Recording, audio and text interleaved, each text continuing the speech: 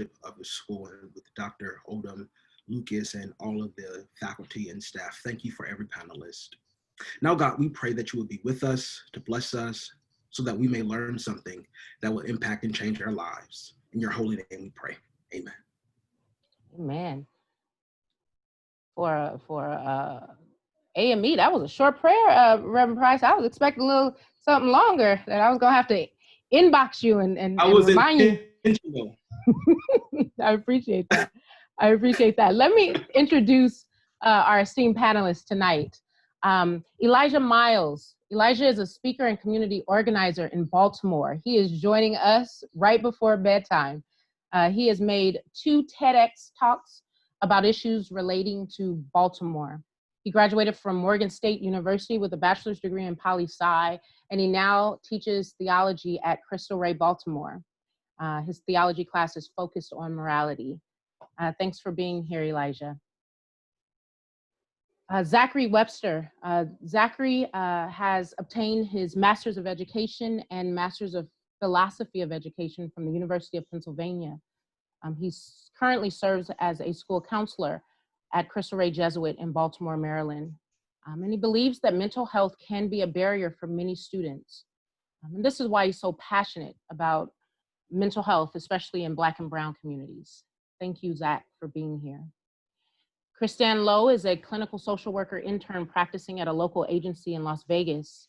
She provides therapeutic and counseling services. She graduated with her master's in social work from UNLV, and she has been practicing as a licensed social worker in Vegas for 9 years. Kristan is from our community. She's from Compton, California, and she utilizes personal knowledge of struggles endured in urban and impoverished areas, coupled with her educational and professional experience to adequately empathize and relate to mental health issues and concerns. David Price is a proud graduate of Verbum Dei High School. He left Verb and attended Georgetown University, and left Georgetown and went to Harvard to get his MDiv. He currently serves as field representative for the LA Mayor's Office, and he is also youth pastor at First AME Church in Los Angeles. And finally, last but not least, Jennifer Van Looy. Van Looy is a licensed clinical social worker for Children's Institute. Children's Institute has been working with Verb now for probably about a decade. She works hands-on to transform the lives of children affected by adversity or poverty. Welcome to Verbum Dei esteemed panelists. Let's jump in. Can you guys speak to the issues that you have seen since the spring started with young people that you are either working with or interacting with? I'm gonna start with Zachary. Just looking at the students at the school I'm at, Cristo Rey, I think there's just a lot of issues that you can kind of point out to. One of them is just the lack of socialization just amongst their friends, amongst their teachers and things like that. And you're really starting to see that and how that is impacted in like Zoom classrooms. A lot of students are using the chat feature instead of using the actual feature where you can kind of talk to your teacher over Zoom. A lot of people are hiding their faces because they don't want their faces shown over Zoom. So things like that, but then also just a lot of negative thoughts as well. What's next? So anxiety around that. Overwhelmed about that. What's next? What does life look like after the pandemic? That kind of thing.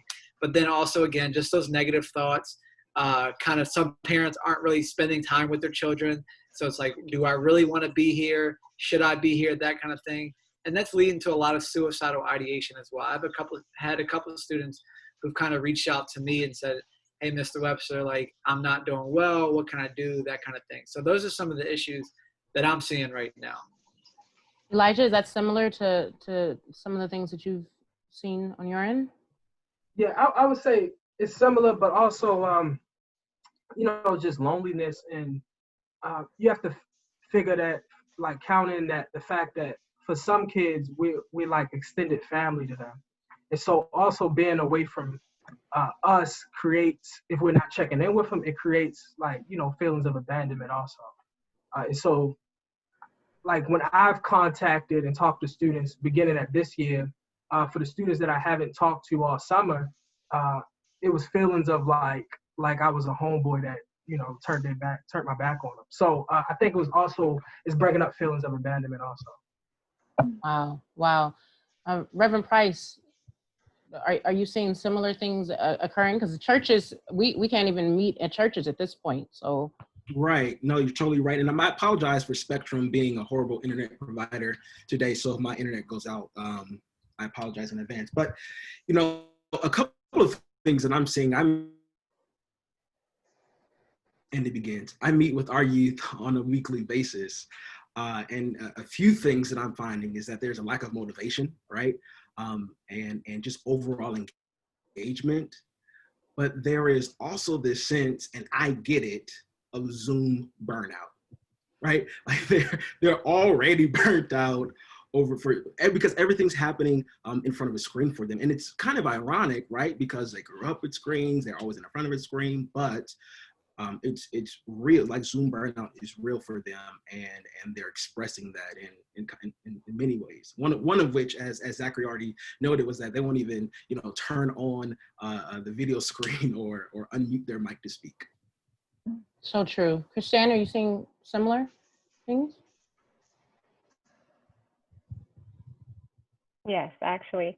So a lot of what the other panelists have said, particularly motivation, variability in mood, that isolation piece, and it's not voluntary isolation. It's not like I just want to be by myself. This is something that's out of their control. So it's almost like a sense of helplessness, and I can't do anything about this. No one knows anything about what's happening next. And not to mention, issues with the internet and issues with connecting with people, not being able to see extended family or different forms of extended family. Here specifically in Vegas, you don't even have the ability to go outside. It's hot as heck out there. It's a good 110 right now. So everything is indoors.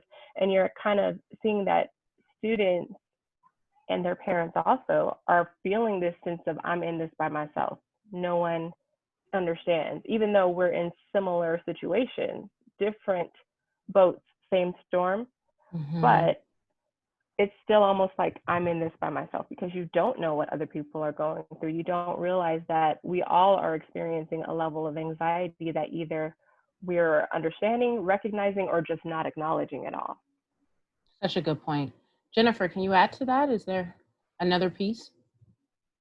Yeah, I think I just want to point out that there's a sense of hopelessness, perhaps, that some students might be feeling. What's the point? What's the point? Why am I trying so hard? This isn't like real school, perhaps.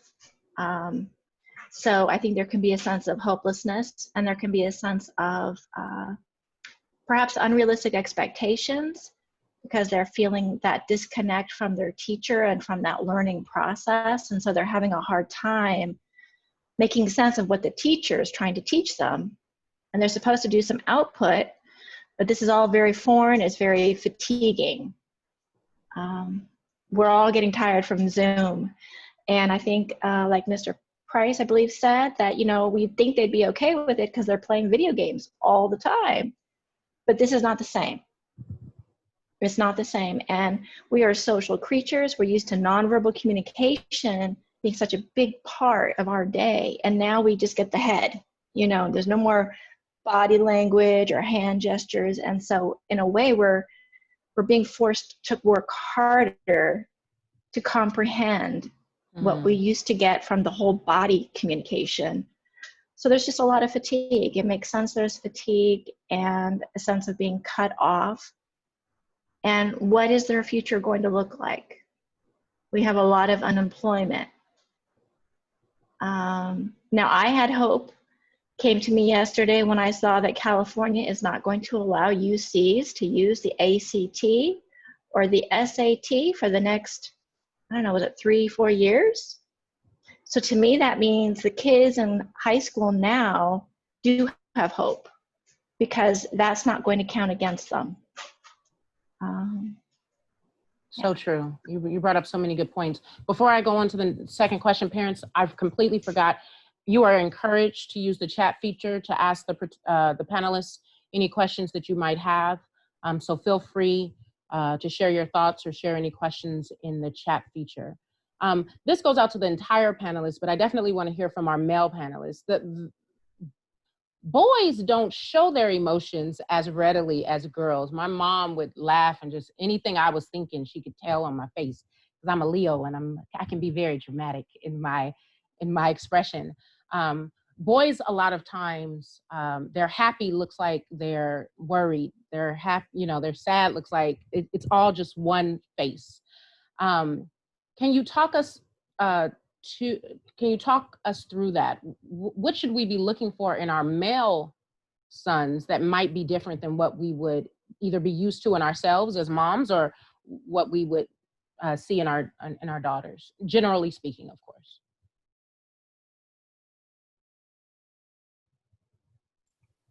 I'll jump in here. I think one of the things that I typically notice is what I call this unreasonable anger.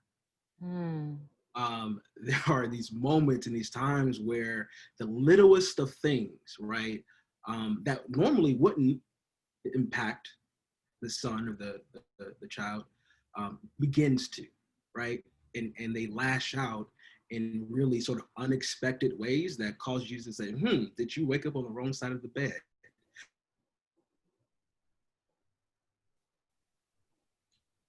I'm back. When we begin to ask those questions, I think those are some red flags, right? That we should begin to wonder, like, is my son okay? Is he experiencing some low form of depression or even some high form of depression or anxiety? And I also think it manifests itself sometimes in the words, I can't. Like when young men start saying, I can't, like more often than they regularly would, it also goes back to what one of the panelists said earlier about this sense of hopelessness, this idea that for some reason they don't have enough self-esteem or they don't have enough self-confidence to believe. And oftentimes that is sort of magnified, right, by depression and anxiety. Elijah, Zachary, any response to that? I would add, I agree with Dave that the quick temperedness, because when I was younger, that's how you react to stuff. It's like you're not allowed to feel any other emotion, but you're definitely allowed to feel anger. So the quick temperedness, that's something that you want to discuss with a student. And even if because sometimes we quick to anger and then we don't even know why we are angry. And so talking through it with them help them realize why they're angry. Some of us as adults still do that. Your girlfriend or your boyfriend say something to you, your husband or your wife say something to you, and you quick to anger, and they're like, "What's wrong with you?" And you like, "I don't know." And then you think about it and was like, "Well, my boss just sent me some email that implied this," and then you realize that's what you're upset about. So I think we have to talk through this with our boys, that it's okay to feel these emotions and it's okay to feel these feelings of hopelessness and all that. But let's get to the bottom of it so you're just not just expressing it and allowing one moment to mess up your whole week. Yeah, I definitely think anger is a big piece of it. That anger, frustration, just acting out and trying to get attention, things like that. Those all play into a role. I also think you can add in there like antsiness as well. Students who kind of feel that anxiety, feel that depression, they kind of want to try to escape it, so you can see them kind of pacing around, just trying to figure out something to do to take their mind off of it, but it kind of just never happens.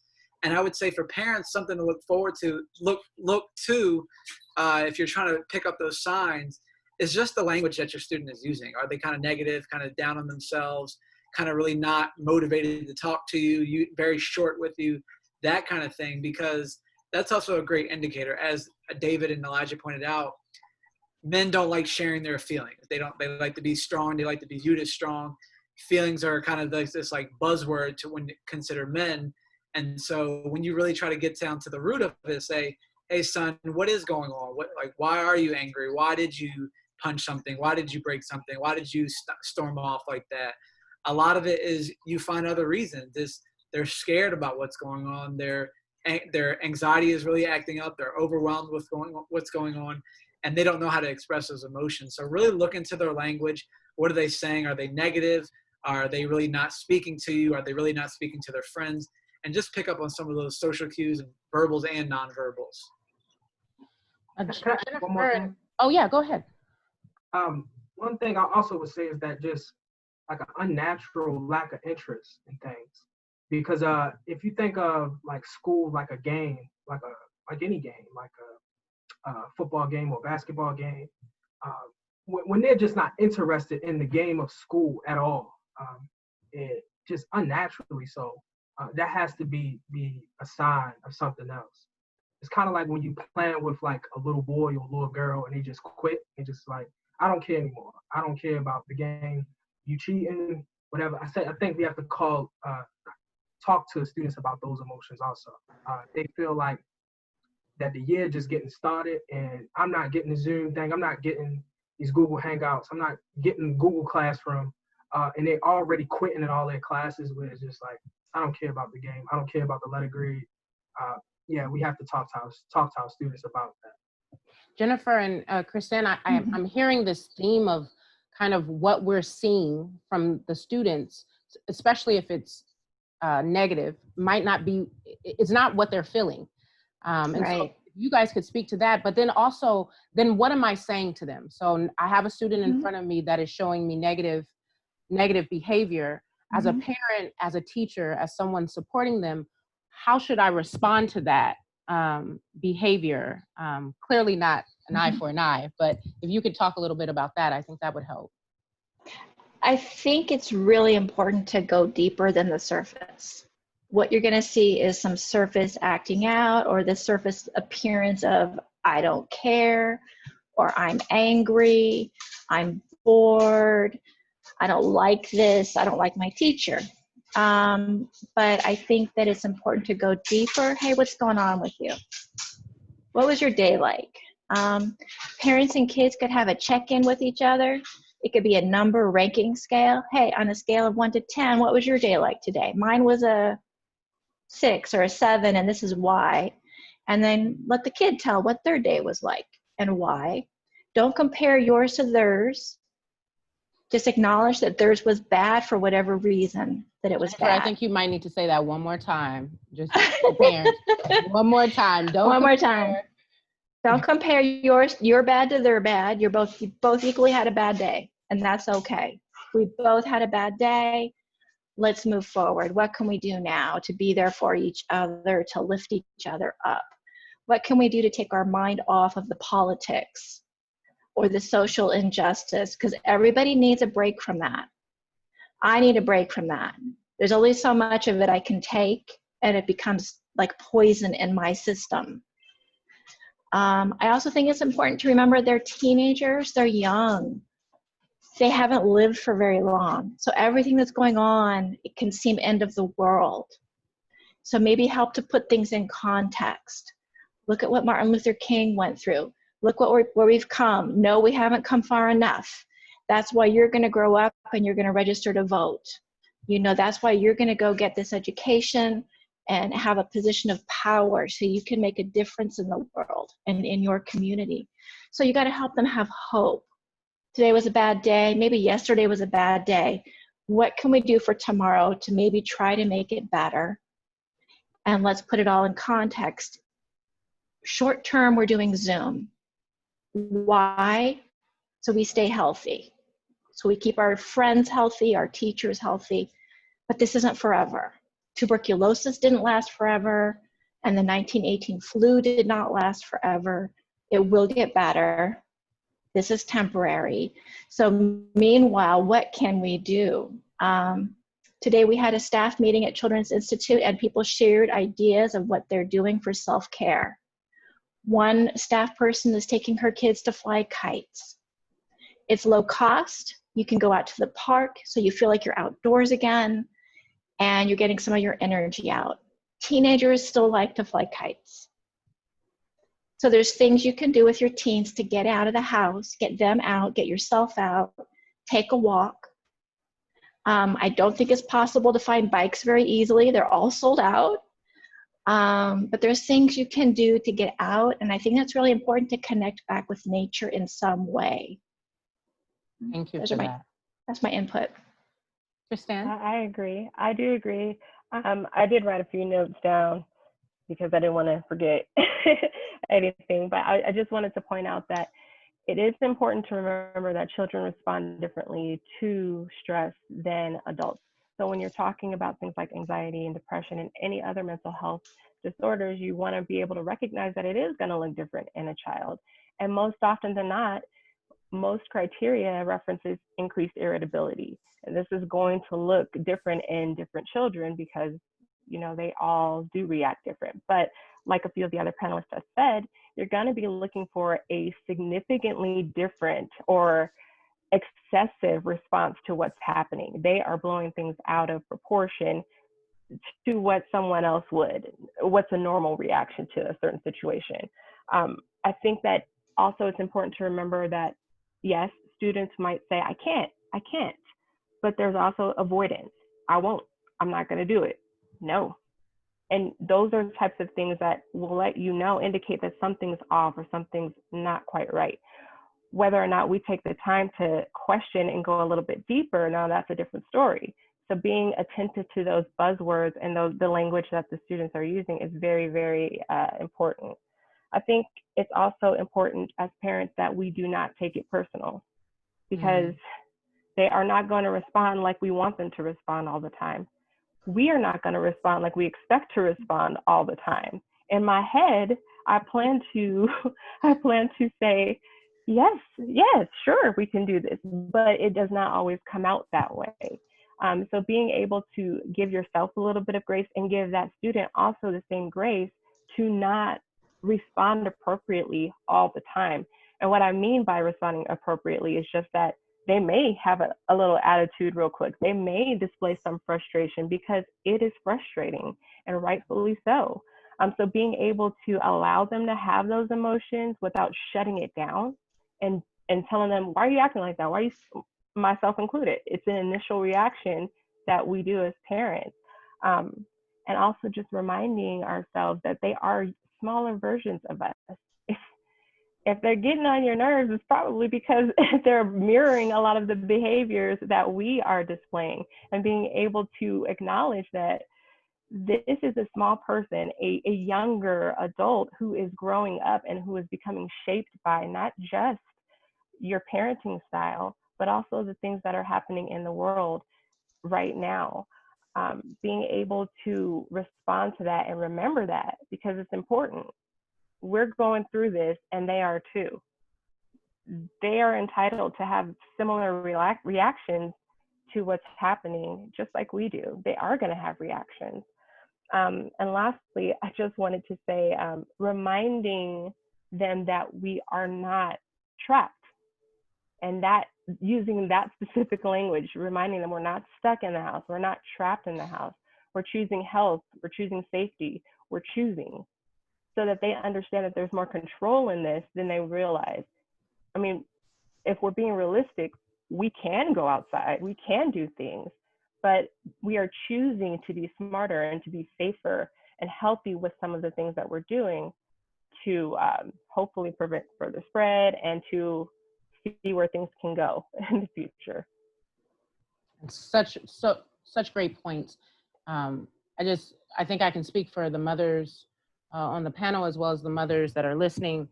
When my son acts right, he is acting like me. When my sons don't act right, he's actually acting like my husband. And so that part of, I'm not really sure that part was true. I want to speak for a minute about identity and students' identity. Jennifer brought it up, but we are living in a very racialized moment right now, where there are tensions between communities. There are things being said. There's times where I have to just get off of social media because I find myself extremely upset by what I'm reading and responses from people to the different injustices that have happened in the last 5 months. This is open to any of the panelists. When we're thinking about where we are with respect to race and culture, what things should we be looking out for as parents? And is there a proactive stance that we can take to ensure that our sons are strong throughout this process?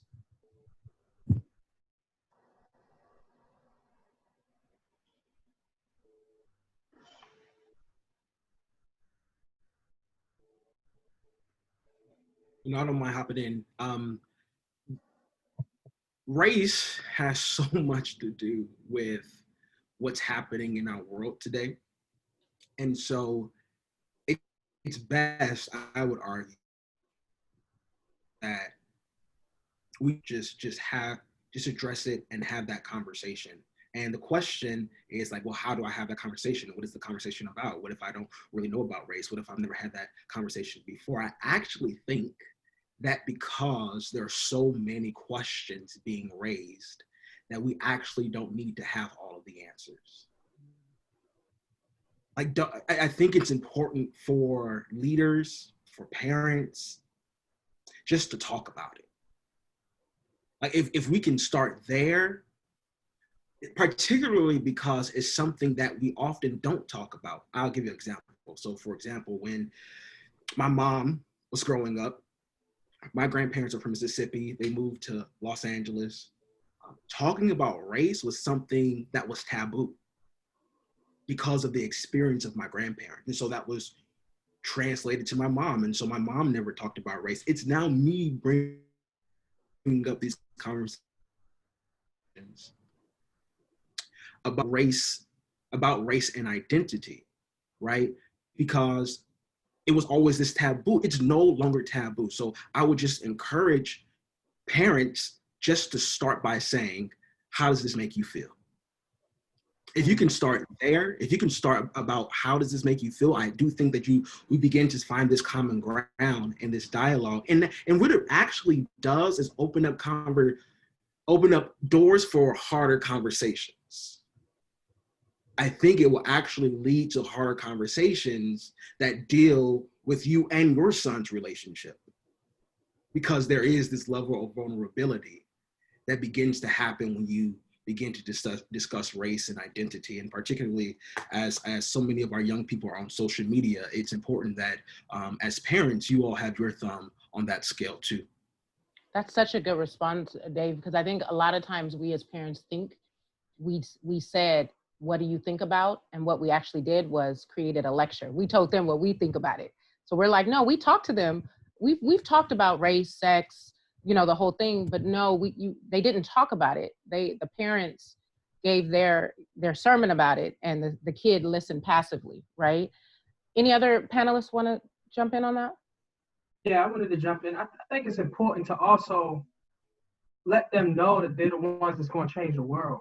And so I had great teachers and mentors that when I was younger, and I was, dealing with the same things that kids are dealing with now in my neighborhood. They didn't, like what Dave said, they didn't give me a lot of answers, but what they said was they empowered me that you have the skills, you have the capabilities to do something about that. Not just when you get older, but right now. And so they told me about SNCC and how that was pushed by young people. They told me about the Black Panther Party, how that was filled with young people. They told me how all of these movements and stuff were fueled by young people in the past. And so I think it's important to tell Black kids and Black boys and Black girls and people of color in general that though we're being victimized, we're not victims. Because I think that if we protect our kids and tell them, or attempt to protect our kids and tell them that,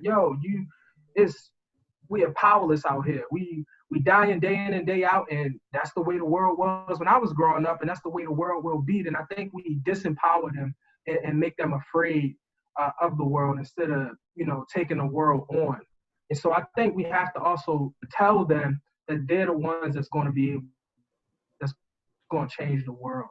That they don't have to just be products of this system or products of the environment. That they can shift and change environments and do work that can radically change it for the people that's coming after them. And I think they have to be pushed and empowered by parents, by mentors, by teachers to know that they can do that. Because the narrative sometimes by us that's doing work in community, doing work in schools, The people that's on the media, the narrative is victims. Feel bad. Black people is just a race of victims, and all we can do is be victimized. And so they have to know that we're not just people that's being victimized. We're people that can change things and make change.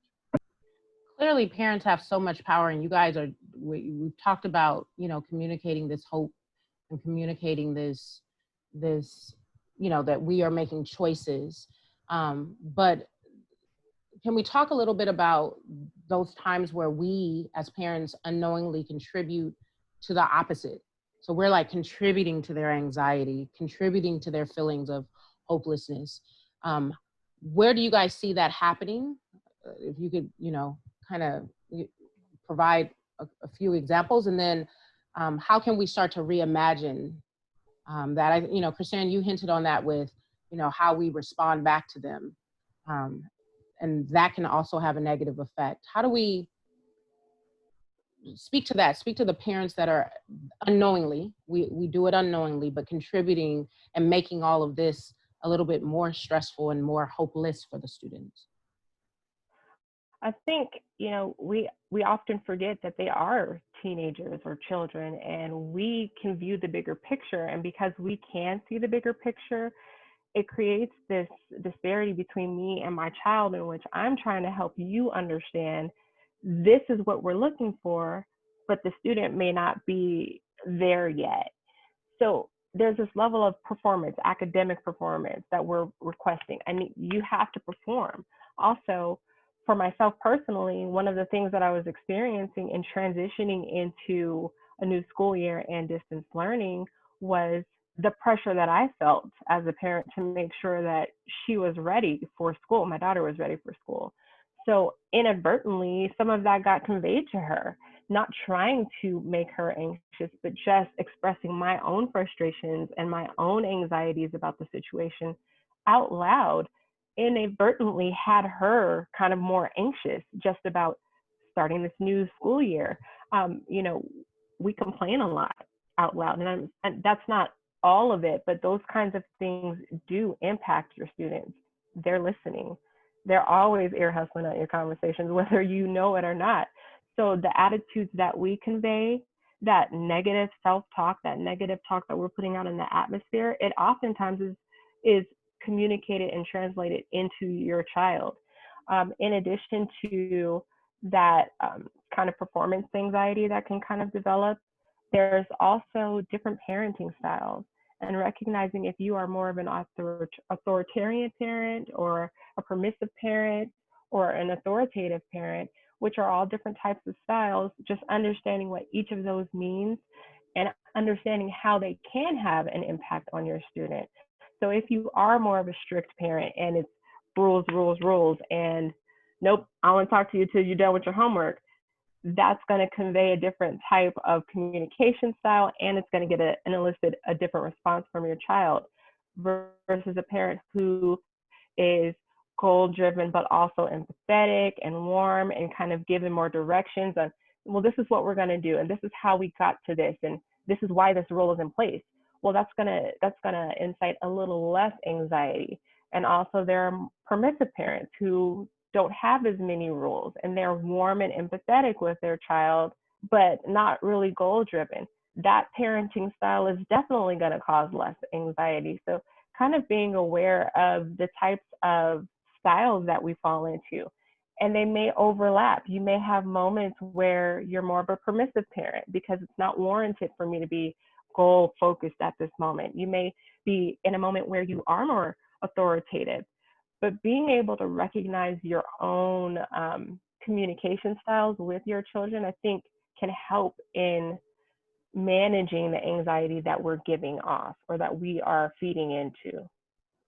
Such a good point. Zachary, when do you see evidence of that, those different parenting styles and the consequences of those styles in your classroom or in your school community?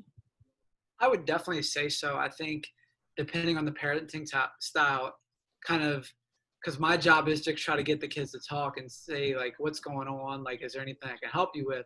And some kids are very reluctant to share kind of what's happening in their life because they're like, well, if I tell you my mom's going to be very upset and I'm going to be punished. Or if I tell you this, then my dad's going to do this to me, that kind of thing. So it adds into that reluctance of like, do I really share? Do I trust this person? Do I want to talk to them about this? Or some parents are very like, talk to whoever, as long as you're good, you're good. And those are kids who like are very like, I'm open to talk. They'll probably share too much with you. I don't need to know your whole lifestyle or anything like that. But it really plays an impact. So I would just say for parents, realize too that sometimes kids don't want to talk. And so over asking them like, hey, what's going on? Are you okay? Are you okay? And constantly asking is going to play a role in their anxiety and kind of make them feel overwhelmed. Like, Mom, Dad, I don't want to share. I don't want to talk. And try to find a way that they can express themselves. So a lot of kids are very good with poetry. A lot of kids are very good with arts. So finding those ways that the kids can really express themselves and say, okay, you wrote this poem. Can I read it? Do you mind if I read it? Can we talk about it? What does it mean to you? And then I think you'll have that better relationship between parent and student, because it's not like, oh, my mom is asking me to just talk and I don't know how to say my feelings, but I do know how to draw my feelings. That's great, Zachary. Jennifer, I was at a conference one year, and the host described boys, specific adolescent boys, this way. She said that the problem is that when they were younger, they were like puppies, and so they enjoyed cuddling. They enjoyed sitting next to mom. If mom was going to the grocery store, they wanted to go with her. They wanted to be in mom's presence. And then something shifted in adolescence and they became cats. And so now the more mom goes after them, the more they scat. And so given that that's, again, generally speaking, given that the more you press, the more they retreat, how then do we, as parents, Zach gave some really great examples. Are there other examples where we can keep that dialogue going without, making them think we're being intrusive or, tell me your feelings kind of response? I think there's so many wonderful ways you can connect with your kids without it being about homework or the laundry, pick up your clothes off the floor. It could be things like, hey, let's have a cooking night. One night a week, it's you and me, we're cooking together. You can pick what it is. We're going to grocery shop and we're going to make it together. And you're making that meal together, but while you're doing that, you check in with them a little bit. So it's kind of surreptitious. It's not super in their face. It's just more casual. Now I have a boy, he's 23 now, and I can tell you, he still wanted to cuddle when the couch was way too big for two of us, and he was still trying to cuddle. So it was pretty darn cute because he was very independent, but yeah, he still wanted to connect just like he did when he was little. So I think it's an interesting thing with boys. They still love their moms. They still want to be close to their moms. And so you can do things with them. You could do a project. I think projects are a great way for a family to connect. You could do a game night. We're all stuck at home. Let's do some game nights. Those are things that I did with my kids. I found driving time was an opportunity to connect. One of the attendees, Raul, he commented on trying to do some family activities. And what do you do when your teenage son doesn't really want to participate? That's hard. That's really hard. And I think one of the other attendees kind of responded back like, hey, maybe check in with him. Maybe he wants to pick the activity. And so I think that's another great idea. Find out what your young man wants to do. What does he find fun? It may be very different from what you find fun, but maybe you stretch a little bit and it's a way to get into their world. Maybe you sit with them while they're playing a video game and you ask them to explain it to you, because they're really into their video games, right? And whether they got a new outfit or something. And so Jennifer, it's a skin. Oh, skin, I'm sorry. It's what you have when you have a 23-year-old and they're in their room now. Yeah, it was an outfit before, I'm sure. It's an outfit before. And what I did with my son, and I can't say this is the best way or the only way, I had the computer adjoining the living room. He was not able to just go isolate in his teenage years. He's 23 now. Okay, you can have a computer, you can play your games in your room. He's a grown man. But I supervised indirectly without it being real obvious. That's You know, great. he had his headphones on, but I could kind of look over and make sure he wasn't getting into anything he shouldn't be.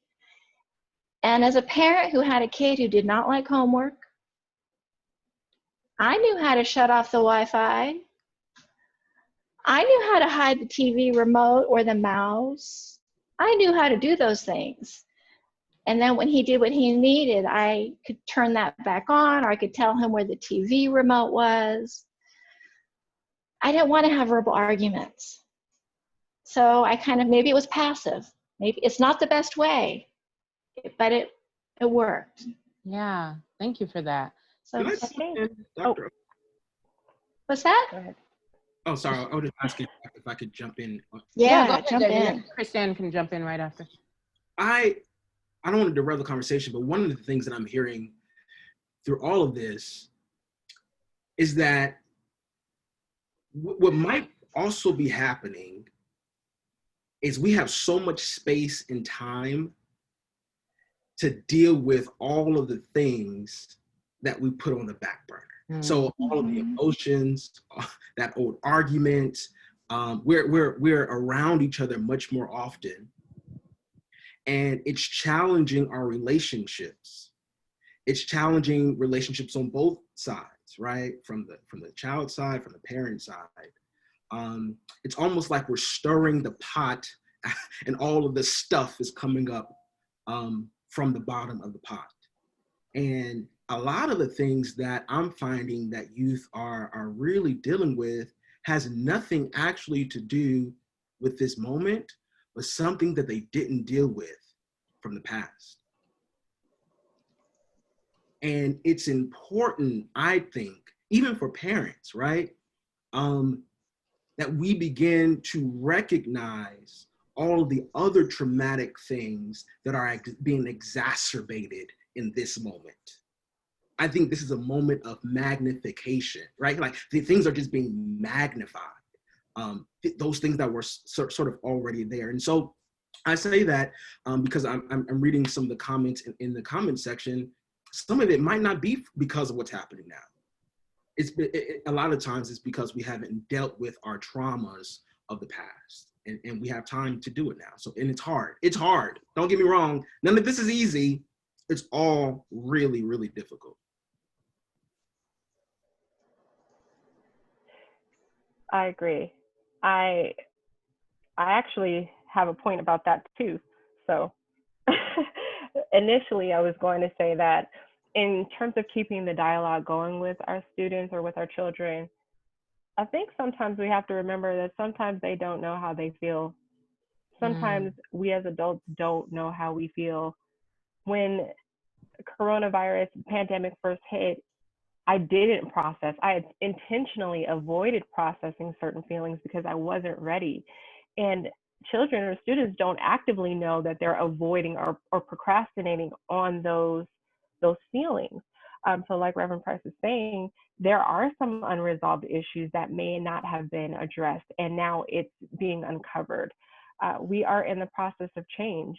And as we know, change is uncomfortable, whether it's changing because you're growing, whether it's changing because we're adding something into the formula now, it's uncomfortable. We don't typically like change unless we know for a fact there's going to be a positive benefit from it. And even still, we don't like the process. The process is difficult usually. Well, now we're in the process. We're in the process of change. And whether that means mental health, we're starting to uncover certain things. You're noticing that, he seems like he's not focusing as much as he used to be. Or I noticed he's not sleeping as well as he was a few months ago. Being able to pay attention to those kinds of things also gives you insight into what might be going on, or at least that something is happening. Let's not discount the fact that life has still happened even though the pandemic is going on. People are still moving. People have had to switch schools. People have transitioned from middle school to high school. These are all different adjustments that are hard to get used to. They're life changes that as adults, sometimes we may be equipped to handle them. But students don't really understand that, okay, we just moved to a new place. I got to get used to things. Or maybe a new family member has moved into the house now because now we're consolidating houses and that looks different. You know, these are all different types of experiences, new experiences for a lot of families. As Reverend Price said, traumas have happened. Traumas that either are known about or not known about or swept under the rug, or we don't discuss it because that's not what we talk about in our family. Those kinds of things are now being uncovered, you know, and that's not even discussing things like abuse and all of those kinds of issues. And that doesn't need to be happening in order for a student to be having anxiety, but exposure to that, whether it's direct exposure or exposure through social media or through somebody that you know, can very well impact you and can cause a disturbance of emotions that you're not prepared to handle. And most students don't have enough coping skills in their bag to be able to adequately handle or deal with that level of anxiety that is impacting their functioning. Yeah, this is all just really great stuff for us to chew on, both as parents and as educators. I invite the panelists to think of kind of their final thought. We're nearing the end of our time together. We could talk about this and more for a long time. So if you can start to think about just kind of one thing you want the parents to walk away with. But just to kind of recap, you know, this idea of there needs to be a message of hope that's in our, I heard all the panelists talk about this. There just needs to be a message of hope that is readily in our narratives with our children, because they're seeing a world that is different than the world we had back in January when we were, you know, eating our tamales and our black eyed peas and our cabbage, hoping for the best 2020 year we had, right? And so really dialoguing and keeping that message of hope going. I heard you guys remind us that the behavior that I'm seeing in front of me, especially when that behavior is negative, is not the behavior I should be responding to. And even if that means I walk away for a few minutes to calm myself down, pray to my Jesus and any ancestors who are listening, I don't respond to that. That is masking something that the child either doesn't understand or doesn't want me to know. And then I heard you loud and clear remind the parents to give themselves grace, because while their students are going through this, so are they. The question I just read before we got on, that LA City is going to furlough, I think it was 15,000 workers. Okay, that type of stress, you're undergoing stress as well. And so really give yourself grace. What else do you guys want the parents to walk away with, that one thing you want them to remember? Elijah, let's start with you. I would say encourage them to have faith. Encourage them to have faith, because in faith in whatever they believe in, I think some of the, you know, as a theology teacher, I think some of the struggles, the biggest struggles that I've had with students is the students that don't have no relationship with anything higher than themselves. So when they fall into anxiety, depression, hopelessness, it's nothing in their mindset, in their worldview that says I can get through this, I can get out of this. So I would encourage them to have faith and build a relationship, whatever you believe is higher than yourself, because that'll get you through. Because faith is that idea that whatever's happening, I'm gonna get past this. We're gonna overcome this. Corona, the murders of unarmed Black people. We're gonna overcome this. I'm gonna overcome this personally. We're gonna overcome this as a community. We're gonna overcome this as a country. All of that. I think that's also a thing that you have to start encouraging, especially high school students, is encourage them to have faith, encourage them to not fall into hopelessness and pessimism. Thank you for that. Zachary? Mine is a little twofold. I would say the first thing is to remind them that it's okay not to be okay. A lot of times, our students, our young men, they want to be perfect. They want to live up to this image that they have. They want to live up to your image as a parent and say, all right, like my mom wouldn't like it if I'm upset about this, or my dad wouldn't like it if this is going on in my life. So just reminding them that it is okay to be depressed. It is okay to have anxiety. It is okay to kind of feel that sense of hopelessness, because these are feelings that are a part of life. These are feelings that we were given. And when they are feeling that way, remind them that you do love them. I mean, remind them that, like, we're not designed to be perfect. As a parent, you wouldn't be perfect. So just remind them that, like, when you are not okay, I still love you no matter what. Hey, you stormed out of my house earlier. You got on my nerves earlier. You know what? I still love you. So those are kind of just my 2 points. That's great. Jennifer. You know, I wanted to kind of reiterate that it's okay to not be perfect. You don't have to be a perfect parent, and your student doesn't have to be a perfect student. This is a really, really hard time. Everybody's doing their best. The kids want to be successful students. They want to be good sons. And the parents want to be good parents. And so I think if we come at that from the perspective that everybody's trying, and just be patient with each other, you know, that I think that's really important. That's great. Thank you, Jennifer. Kristan? Okay, I'm gonna try to keep this short. So one of the things that I wanted to say was, don't be afraid of mental health. Don't be afraid to talk about it. Don't be afraid to treat it. Don't be afraid to have someone talk to you. A lot of times, well, the way that I grew up was what happens at our house stays in our house. And a lot of times that gets carried on, and it can be crippling, because you don't feel like you can talk about the things that are going on, or you get caught up in this space where you think that the things that are going on may be normal. And having an objective eye to kind of come in and say, no, what you're feeling is okay. A lot of people do experience this, or, you know, that's not something that is okay. Let's talk about that. Being able to facilitate a good conversation without shying away from it, without letting mental health be a taboo conversation, is one thing. I also want to say, be vulnerable. You know, be able to be vulnerable with your children and express that, you know, this is a hard time for me too. This is what I'm going through. What are you going through? Because we are the models for them. We do, if I can express to you what I'm going through, and if I can show you how to be vulnerable, then that makes it just that much easier for you to be vulnerable. And lastly, being able to, I just want to throw it out there, if any student says that they feel like harming themselves, or that they're just having thoughts that they would be better off not being here, that what's the point of doing this anymore? Don't take those lightly.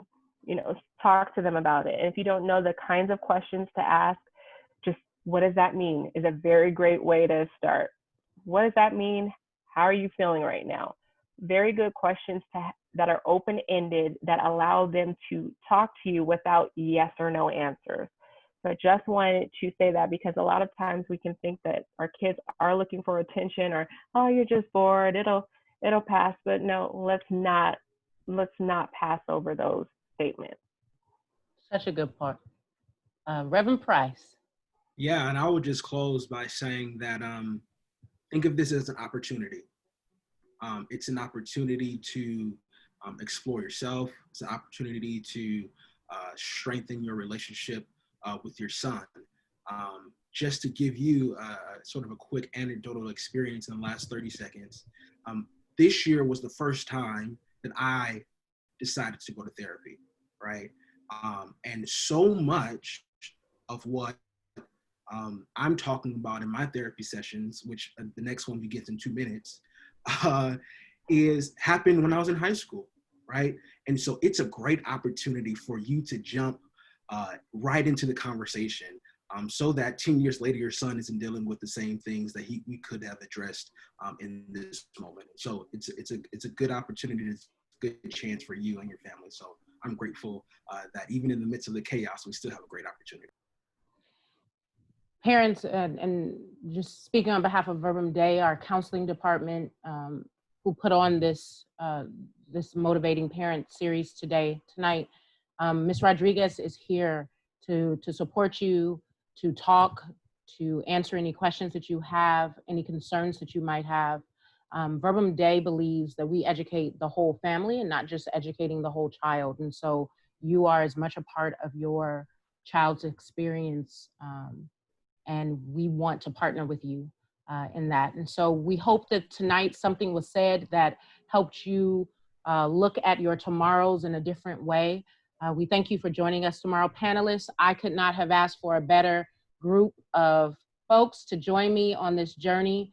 Let us all remember that there is hope. We are a hope-filled people as Christians. And so let us march into tomorrow having all the hope that we serve a God that is with us during this time. Thank you, parents. I will talk to you all soon. Have a great night. Thank you, panelists. Have a great night. Bye, everybody.